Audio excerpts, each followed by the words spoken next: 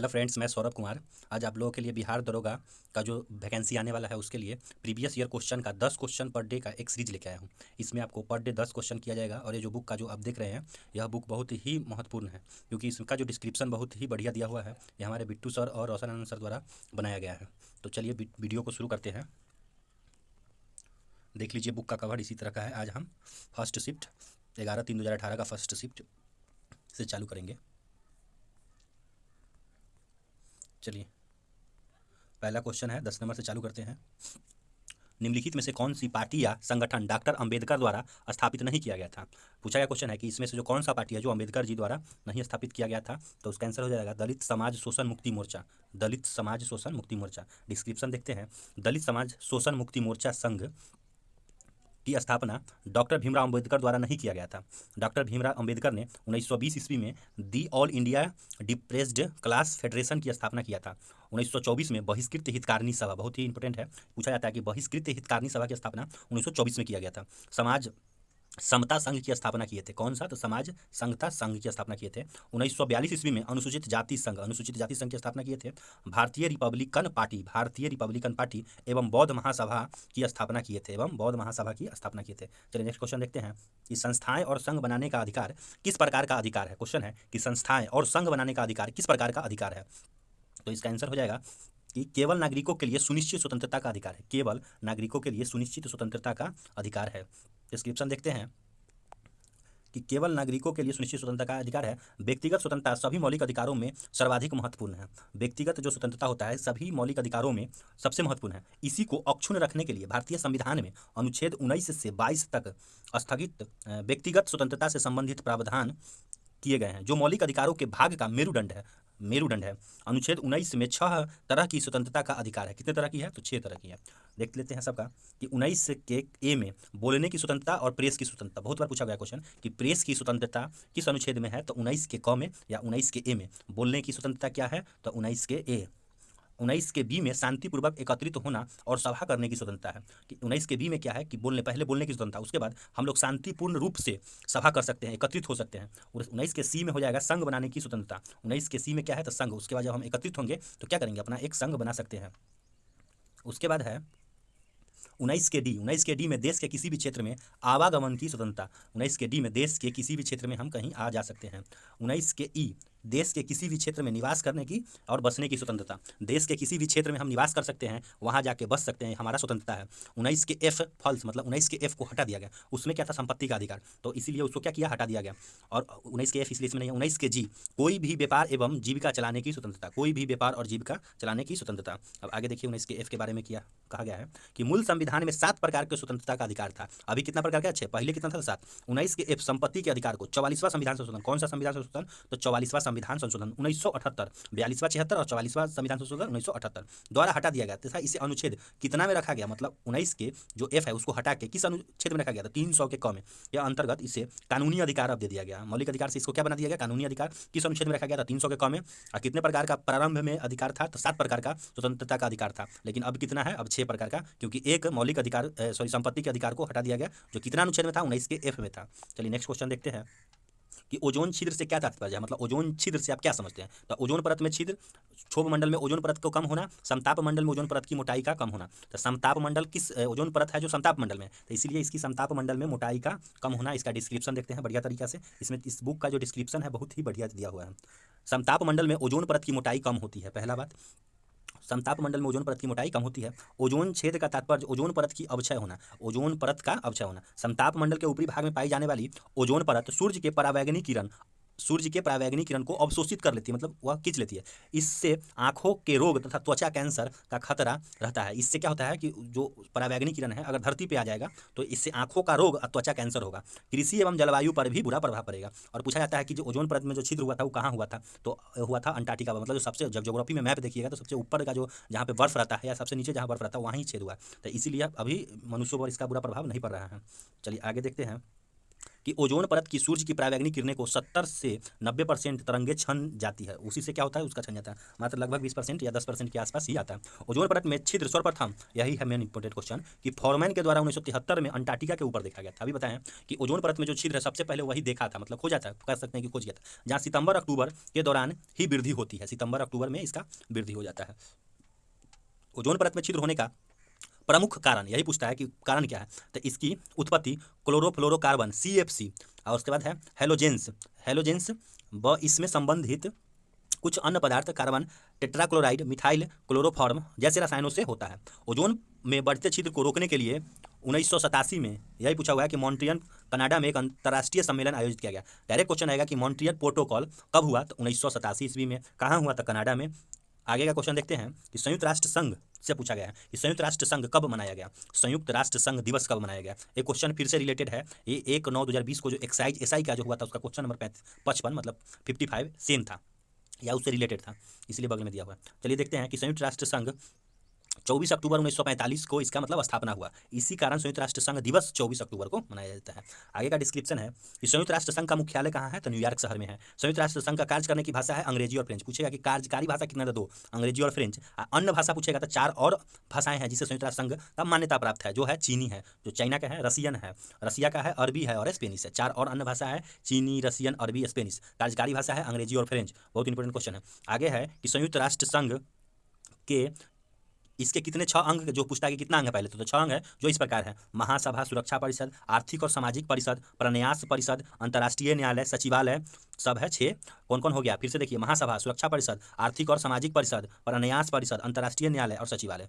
Next है कि वर्तमान में संयुक्त राष्ट्र संघ के 17वें अध्यक्ष कौन है, तो कसाबा कोसरी हंगरी का है, और संयुक्त राष्ट्र संघ के वर्तमान महासचिव है एंटोनियो गुतेरस। कौन है, एंटोनियो गुतेरस। चलिए नेक्स्ट क्वेश्चन है 14 नंबर की सूची 1 को सूची 2 से सम्मिलित कीजिए और कूट का प्रयोग कीजिए। तो देखिए इसका आंसर है 1 का 4 हो जाएगा इंद्रावती छत्तीसगढ़ में, फिर हो जाएगा पेरियार, तो पेरियार हो जाएगा केरल में, और सिंपलीपाल हो जाएगा उड़ीसा में, और बांदीपुर कर्नाटक में। डिस्क्रिप्शन देखते हैं कि पेरियार राष्ट्रीय उद्यान केरल के इडुक्की में स्थित महत्वपूर्ण बाघ और हाथी से आरक्षित है। पूछता है कि पेरियार राष्ट्रीय उद्यान में कौन से जानवर है, तो बाघ और हाथी है। इंद्रावती राष्ट्रीय उद्यान छत्तीसगढ़ में, पहले तो कहाँ है, तो छत्तीसगढ़ में बीजापुर जिले में स्थित एक राष्ट्रीय उद्यान है। 1983 में इसे टाइगर रिजर्व घोषित किया गया। इंद्रावती राष्ट्रीय उद्यान कहाँ है, छत्तीसगढ़ में। और कब इसको टाइगर रिजर्व घोषित किया गया, तो 1983 में। और छत्तीसगढ़ के किस जिला में है, तो बीजापुर जिला में है। उसके बाद नेक्स्ट है सिंपलीपाल राष्ट्रीय उद्यान भारत के उड़ीसा में। सिंपलीपाल एकदम सिंपल है, तो उड़ीसा में स्थित राष्ट्रीय उद्यान है, जहाँ यह एक हाथी अभ्यारण्य है। क्या है, तो हाथी के लिए। पूछता है कि सिंपलीपाल किसके लिए है, तो हाथी के लिए है। बांदीपुर कर्नाटक में होगा। बांदीपुर राष्ट्रीय उद्यान दक्षिण भारत के कर्नाटक राज्य में स्थित है। यह प्रोजेक्ट टाइगर के लिए है। बांदीपुर टाइगर को हम लोग बांध के नहीं रखेंगे, याद रखिएगा, क्योंकि बहुत नाटक करता है वो, इतना नाटक करेगा कि बांध के नहीं रहेगा। इसलिए याद रखिएगा कि बांदीपुर राष्ट्रीय उद्यान कहाँ है, कर्नाटक में। किसके लिए, तो टाइगर के लिए। अब पूछेगा कि टाइगर रिजर्व के रूप में कब स्थापित किया गया, तो 1974 मतलब 1974 में। इसमें शुष्क पर्णपाती वन प्रमुख है। पूछता है कि इसमें कौन सा वन पाया था, तो शुष्क और पर्णपाती वन पाया था। नेक्स्ट है भारत का प्रथम राष्ट्रीय उद्यान जिम कॉर्बेट राष्ट्रीय पार्क। इससे पहले नाम था उसका हेली नेशनल पार्क, अब वर्तमान में इसका नाम हो गया 2021 में रानगंगा नेशनल पार्क। पहले था हेली नेशनल पार्क पुराना नाम, उसके बाद हुआ जिम कॉर्बेट राष्ट्रीय पार्क या नेशनल पार्क, और अब हो गया वर्तमान में 2021 में इसका नया नाम रामगंगा नेशनल पार्क। देश का सबसे ज्यादा राष्ट्रीय उद्यान मध्य प्रदेश में है। पूछा जाता है क्वेश्चन कि सबसे ज्यादा राष्ट्रीय उद्यान कहाँ है, तो मध्य प्रदेश में। मध्य प्रदेश के इसीलिए इसे टाइगर स्टेट भी कहते हैं। कौन सा स्टेट, टाइगर स्टेट। भारत का सबसे बड़ा बाघ अभ्यारण्य नागार्जुन सागर श्रीशैलम आंध्र प्रदेश में स्थित है। सबसे बड़ा बाघ अभ्यारण्य कहाँ है, तो नागार्जुन सागर श्रीशैलम आंध्र प्रदेश में है। विश्व का एकमात्र तैरता हुआ राष्ट्रीय पार्क, बहुत इंपॉर्टेंट क्वेश्चन है, कि विश्व का एकमात्र तैरता हुआ राष्ट्रीय पार्क केबुल लामजाओ राष्ट्रीय पार्क मणिपुर में है। कहाँ पर है, तो मणिपुर में है। ऐसा पार्क कौन बनाएगा, इसका बहुत पैसा होगा, मनी होगा, वही ना बनाएगा। तो याद रखिएगा कि विश्व का एकमात्र तैरता हुआ राष्ट्रीय पार्क बना केबुल लामजाओ राष्ट्रीय पार्क मणिपुर में। ऐसा भी याद करने के लिए कोडिंग देते हैं, ऐसा कोई जरूरी नहीं है कि मनी होगा वही करेगा। भारत में कुल 53 टाइगर रिजर्व है। भारत में कुल कितना टाइगर रिजर्व है, तो 53। भारत में 14 बाघ अभ्यारण्यों में से वैश्विक संरक्षक मानकों की मान्यता जुलाई 2021 में मिला है। तो पूछा जाता है कि पूरा कितना टाइगर रिजर्व है, तो 53। अब 14 को अभ्यारण्यों को वैश्विक संरक्षक मानकों की मान्यता मिला है। चलिए आगे देखते हैं कि कौन सा संयंत्र तरल पदार्थों के विशिष्ट गुरुत्व को मापता है। मतलब जो लिक्विड है उसका विशिष्ट गुरुत्व को कौन मापेगा, तो हाइग्रोमीटर से हम लोग तरल को मापते हैं। चलिए डिस्क्रिप्शन देखते हैं। इसके द्वारा द्रव की अपेक्षित घनत्व को मापा जाता है। घनत्व मतलब उसका डेंसिटी को मापा जाता है। इससे द्रवों के विशिष्ट गुरुत्व निकाला जाता है। हाइग्रोमीटर द्वारा वायुमंडलीय आर्द्रता मापा जाता है। अगर ग्रो लग गया, ड्रॉ लगेगा तो इससे द्रव की अपेक्षित घनत्व डेंसिटी मापेंगे। तो डॉ से हो गया डी फॉर डेंसिटी, इसलिए याद कीजिएगा इंग्लिश में इसको कि हाइड्रोमीटर, डॉ आएगा तो अपेक्षित घनत्व मापेंगे, मतलब उसका डेंसिटी मापेंगे। ग्रो आ जाएगा तो वायुमंडलीय आर्द्रता, ग्रो मतलब क्या होता है, आर्द्रता, ह्यूमिडिटी मापा जाता है। उसके बाद है हिप्सोमीटर के द्वारा समुद्र तल से ऊंचाई ज्ञात किया जाता है। हिप्सोमीटर के द्वारा समुद्र तल से ऊंचाई ज्ञात किया जाता है। ग्रेवीमीटर से, नाम में जानते हैं कि ग्रेवी, इसके द्वारा पानी की सतह पर तेल की उपस्थिति, जैसे हम लोग कहीं खाते होते हैं तो बोलते हैं ना कि ग्रेवी दीजिए, ग्रेवी मतलब ग्रेवी का मतलब ही हुआ कि उसके जो पानी की जो सतह है उस पर तेल की उपस्थिति ज्ञात की जाती है। चलिए नेक्स्ट है, नेक्स्ट इसका मिलान करने वाला है, तो इसका डायरेक्ट डिस्क्रिप्शन देखते हैं पीछे। रेलवे उपकरण भिलाई में है, मोटर वाहन जबलपुर में। रेलवे उपकरण भिलाई, मोटर वाहन जबलपुर, पोत निर्माण कोची, साइकिल लुधियाना। साइकिल कहाँ पे है तो लुधियाना में। साइकिल कहाँ पे है तो लुधियाना में। चलिए देखते हैं आगे इसका कि पोत निर्माण स्थल कोची में इसे अरब सागर की रानी, पूछा जाता है क्वेश्चन कि अरब सागर की रानी किसे कहते हैं, कोची को, के लिए लोकप्रिय नाम से जाना जाता है। बेम्बा नद कयाल के मुहाने पर स्थित कोची पतन एवं प्राकृतिक पतन है। बेम्बा नद झील पूछेगा तो कहाँ है, केरल में। अरब सागर, बेम्बा नद कयाल के मुहाने पर स्थित कोची पतन में एक प्राकृतिक पतन है। आगे है, इसे पूरब का वेनिस कहा जाता है। पूरब का वेनिस कहा जाता है।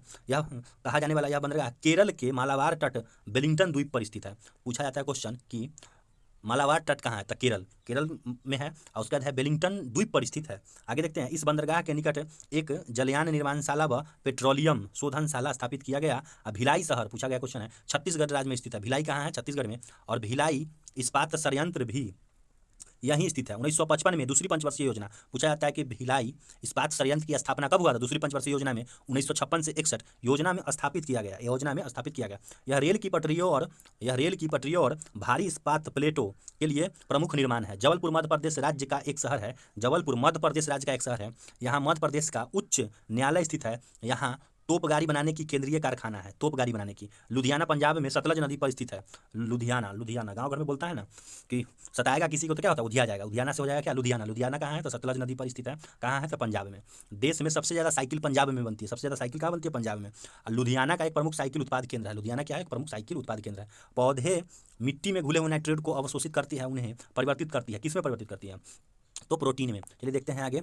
पेड़ पौधे मिट्टी में नाइट्रोजन नाइट्रेट के रूप में ग्रहण करते हैं तथा उन्हें प्रोटीन में परिवर्तित करती है। नाइट्रोजन की थोड़ी मात्रा विभिन्न नाइट्रेटों के रूप में पाई जाती है। जंतुओं तथा वनस्पति में यह प्रोटीन के रूप में पाई जाती है। नाइट्रोजन वायुमंडल का सबसे प्रमुख गैस है। वायुमंडल में नाइट्रोजन कितना परसेंट, 78%, पता ही है ये सब क्वेश्चन।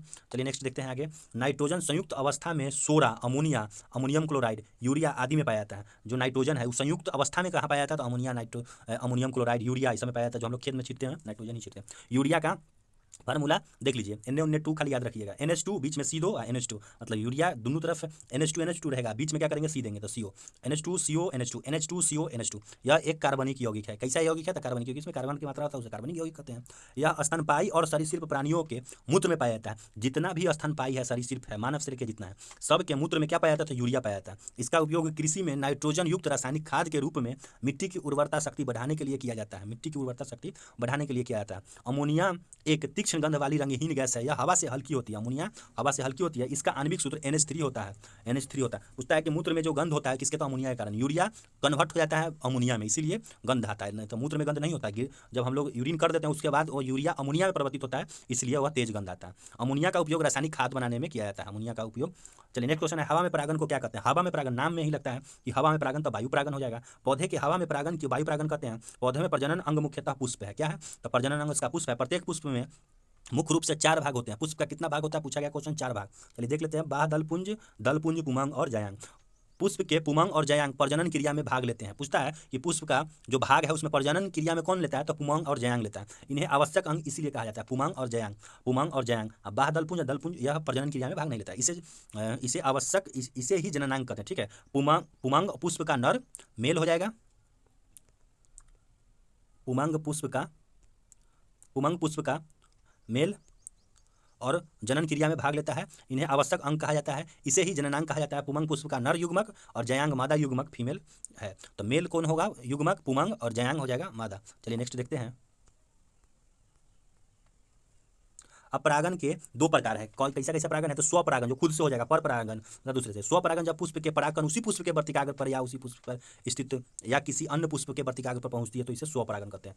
पर परागन, यह पुष्प का परागकण उसी जाति दूसरे पौधे पर स्थित पुष्प के वर्तिकाग्र पर पहुंचता है तो उसे पर परागण कहते हैं। पर परागण की विधियां, अब पर परागण में कई चीज तरह होगा, मतलब एक तो होगा कि स्वयं से होगा, तो स्वयं से तो ये उसी पुष्प से दूसरे पुष्प पर या दूसरे पुष्प से उससे, लेकिन पर परागण मतलब किस तरह, किसी दूसरे माध्यम से होगा। जैसे वायु द्वारा होगा तो वायु परागण, वायु द्वारा मतलब उड़ के जाएगा। जैसे मकई के पेड़ में होता है क्या, एक दूसरे जितना भी पौधा हम लोग लगाते हैं, धान का पौधा, उसमें क्या होता है, वायु द्वारा हवा चलता है तो उसके बाद होता है। कीट परागण तो जैसे कीट के द्वारा होता है, जैसे पुष्प फूल, फूल में क्या होता है, कीट से हुआ, कीट उसका रस चूसता है तो होता है। जल द्वारा परागण होता है, जलीय जितना भी पौधा उसका। जंतु परागण भी कुछ करता है, जैसे एक फूल होता है जिसमें हाथी द्वारा होता है, क्योंकि हाथी उसमें से उसके सूंड से वह दूसरे पुष्प पर जाता है तो उसके द्वारा आता है। बहुत सारा पक्षी भी परागण करता है तो पक्षियों द्वारा परागण। चलिए 19 नंबर क्वेश्चन है, युवा जो कि प्रधानमंत्री कौशल विकास योजना के अंतर्गत एक कौशल विकास कार्यक्रम है जिसके द्वारा प्रारंभ किया गया है। तो आंसर हो जाएगा, करेंट का क्वेश्चन था उस समय का। दिल्ली पुलिस ने अगस्त 2017 में प्रधानमंत्री कौशल विकास PMKVY के अंतर्गत एक कौशल विकास कार्यक्रम युवा की शुरुआत किया। इस पहल का उद्देश्य युवाओं की योग्यता और क्षमता के अनुसार उसके कौशल के उन्नत करते हुए उसके साथ संपर्क स्थापित करना है। चलिए नेक्स्ट देखते हैं, हमारा लास्ट क्वेश्चन है कि केसर, केसर का मुख्य उत्पादक राज्य कौन सा है। तो जम्मू कश्मीर। आगे देखते हैं इसका डिस्क्रिप्शन कि भारत में केसर का मुख्य उत्पादक राज्य जम्मू एवं कश्मीर है और तथा पूरे विश्व में केसर के उत्पादन में ईरान प्रथम स्थान पे है। केसर विश्व का सबसे कीमती पौधा है। इसका वैज्ञानिक नाम क्रोकस सेटाइवस है। इसका उपयोग मक्खन, खाद्य द्रव्य, वर्ण, स्वाद लाने के लिए किया जाता है।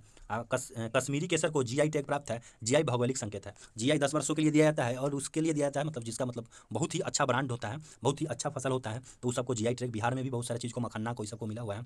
तो चलिए हमारा क्वेश्चन पूरा कंप्लीट हुआ। वीडियो बताइएगा कि कैसा लगा और नेक्स्ट या 10 क्वेश्चन का जो ये सीरीज चल रहा है आगे कंटिन्यू रखे कि नहीं, कमेंट में अवश्य बताइएगा। वीडियो देखने के लिए बहुत बहुत धन्यवाद।